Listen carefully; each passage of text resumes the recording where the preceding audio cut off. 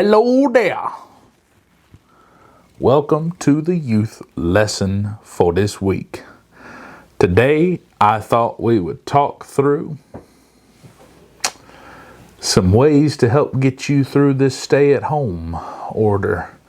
I understand that things are getting a bit testy at the grocery store, and it's becoming harder to find certain things like toilet paper. So I thought what I would do is give you some alternatives to toilet paper that will be effective. You can save your money. You can save the hassle of having to go get it. So Caleb's toilet paper substitutes. Here we go.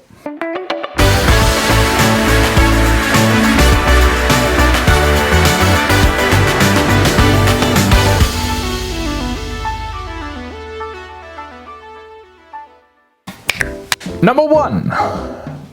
Now this, I'm just going to say, makes the most sense, but it might not at the same time. See, if you take wipes, like baby wipes or Clorox wipes or dude wipes, if you know what those are,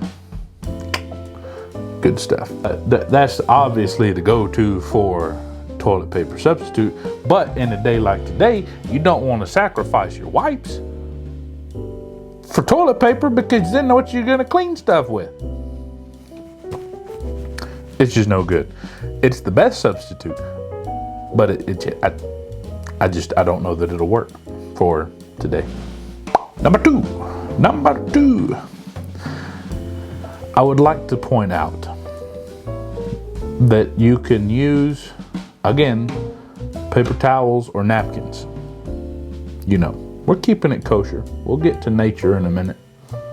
But again, you got to kind of hold on to that stuff because it's also in short supply.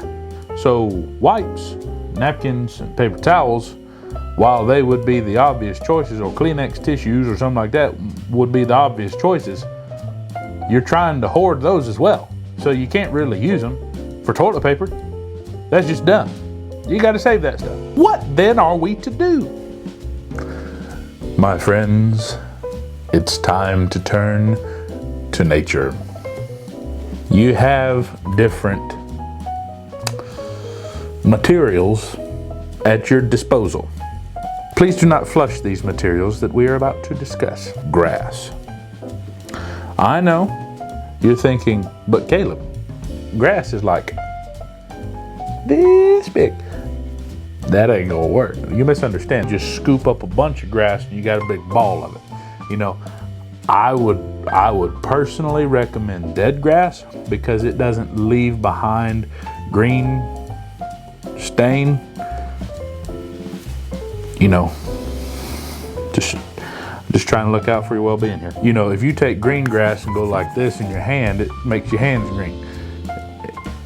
You don't want to do that, you know. I would recommend dead grass. It might fall apart a little bit, but it'll still get the job done, and then you just throw it away. The next thing you might consider using is moss. Now, you can find moss in many different places. Some of it grows on the ground, some of it grows on the trees. I would recommend finding the fluffiest moss you can, for obvious reasons. Moss is probably the best, especially if you can get the real thick, soft, squishy moss. I'm talking Charmin of the woods, baby. You know, cottonelle of the countryside. Next, you get into a rather difficult field to navigate if you don't know your trees. That's right, folks, we're talking about leaves now. You gotta know your leaves. Okay, I'm going to put on the screen some options for you to consider. You know, you got like the overcup oak leaves, you got sweet gum, maple's probably the choicest of all because just those big, wide leaves. The reason I caution you so strongly on knowing your leaves is because you might come across a leaf that looks like this. This is one you should refrain from using. Please understand, I cannot stress enough how much you should stay away from this leaf in general, much less touching it to your body, much less rather sensitive parts of the body. It will cause problems. Problems that no one wants to ever endure. You might think, I'm not allergic to poison ivy or poison oak. I don't know that this is the time to test that theory. Oh, the misery. I would like to point out for you that in the book of Philippians chapter 4, verse 19, it says, and my God will supply all your needs according to his riches in glory in Christ Jesus. I just want to make reference. People are panicking over not being able to find toilet paper. God has supplied all we need. Just go get it. Now, on a more serious note, book of 2 Corinthians, chapter 12, verse 9, he says that Paul writes to the church at Corinth, and he says this, and he has said to me, my grace is sufficient for you. My power is perfected in weakness.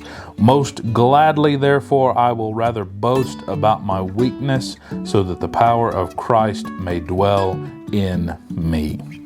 My grace is sufficient for you.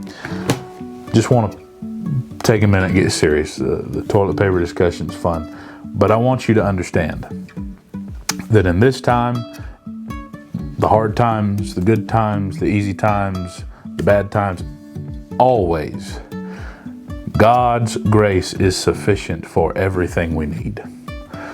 And it's easy to think about how the things we need are running out during a time like this. It's easy to think about how we're not going to be able to get through it because we don't have proper supplies.